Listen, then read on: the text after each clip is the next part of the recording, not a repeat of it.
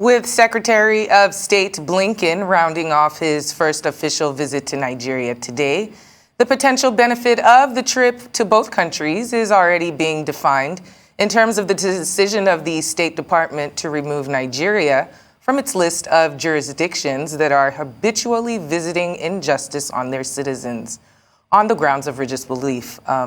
Well, joining us now from our Abuja studio to examine this point, as well as assess the rest of Blinken's maiden African diplomatic foray, is Ambassador Joe Keshi, a former Nigerian Consul General in Atlanta, Georgia. Welcome, Ambassador. What do you make of the Secretary of State's visit? Do you think it was a successful one?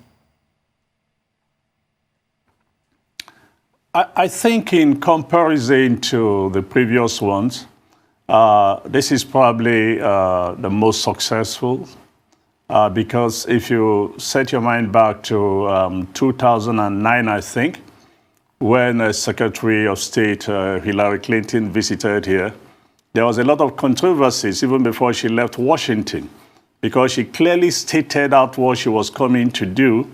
And that provoked some negative reactions from a number of African leaders, the country she was visiting, including here in Nigeria.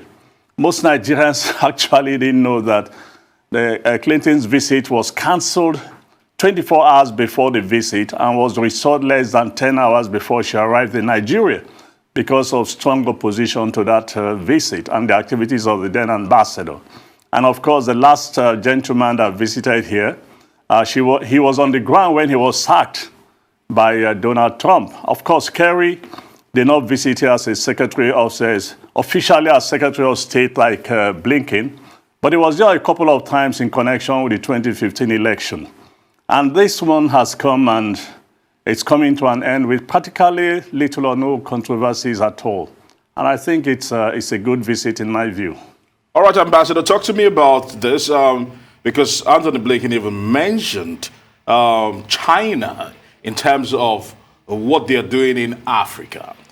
Did this in any way motivate the U.S. to also come in and try to probably strike a deal with African countries in terms of having at least a kind of relationship with them and probably trying to overtake China in some sorts?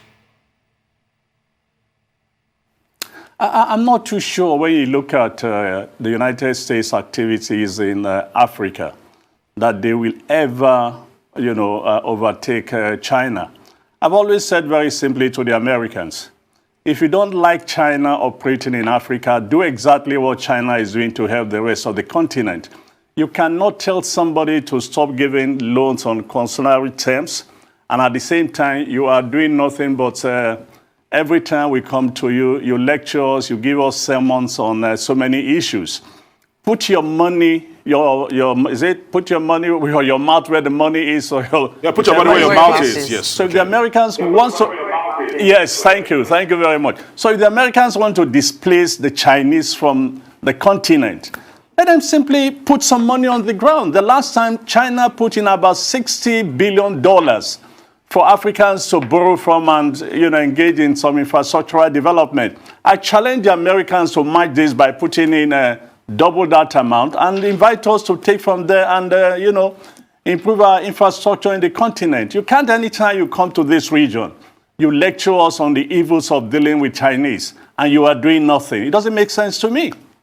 Okay. Ambassador Keshi, speaking of putting their money where their mouth is, climate change is a big discussion all over. The COP26 just wrapped up. What do you take on the Secretary of State's comments on the climate change within Africa and in Nigeria as well? Well, in a way, we also becoming a victim of climate change. Some of the reports on the insecurity in this country has been blamed on climate change. And I think it's going to get worse as the years goes by, So what we need to do is to key into what the rest of the world is trying to do to mitigate against further destruction of, the ecosystem in this country. And it is very important. And I think we can start by doing very few simple things, like ensuring that we plant trees all over this country, by ensuring that we reduce the use of plastic bottles in this country that are blocking, the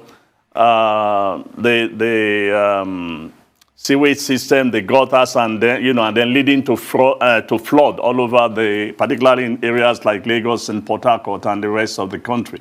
So there are a few things I believe we need to do. And as we become industrialized, I sincerely hope that we will invest in the new, energy technology that wouldn't require so much of, fuel, that is blamed for some of the crises, some of the climate crisis. All right, Ambassador Keshi, let's look at the area of security. It was top on the agenda of Antony Blinken and the policy direction of President Joe Biden. What do you think, like you said, mere words are not enough. What do you think America needs to do to probably help Ethiopia, which is the major focus, and the rest of Africa that is plagued with massive insecurity? My reaction to that, because I just came back from Kenya, and silencing the gun was one of the issues we went to discuss in Kenya. I just think the Ethiopians need to help themselves more than the Americans helping the Ethiopians. We should get out of this idea that once we have a crisis in our countries, we expect others to help us, when we ourselves need to do a few things. In the case of Ethiopia, it's a complex situation, but just trying to manage the diversity, just opening up the political space, just getting everybody being involved, in the administration of the country, and ensuring fairness, justice, and equity will probably help Ethiopia far, far more than what the Americans can do. What exactly can the Americans do? They've been in that region. The American envoy, like President Olusegun Obasanjo, they've been shuttling around between Addis, Sudan, Kenya, trying to ensure that there's a peaceful resolution of the crisis. This has not helped. And anytime soon, Addis could fall. So the best thing is for the leadership to please just take a look at what Ethiopia is to the rest of the world, and sit down and decide to come to a compromise with the opposing parties. I mean, I served a couple of years in Ethiopia, and it's a lovely country, and it will be sad to see it destroyed or completely break up, because the consequences of Ethiopia breaking up will reverberate around this continent, including our own country here, Nigeria. It would be too dire. So it's Ethiopians who should do more for themselves. Too dire. It's Ethiopians who should do more for themselves. Yes. Ambassador Joe Keshi, thank you so much for joining us this afternoon to unpack this entire visit from the Secretary of State, Antony Blinken.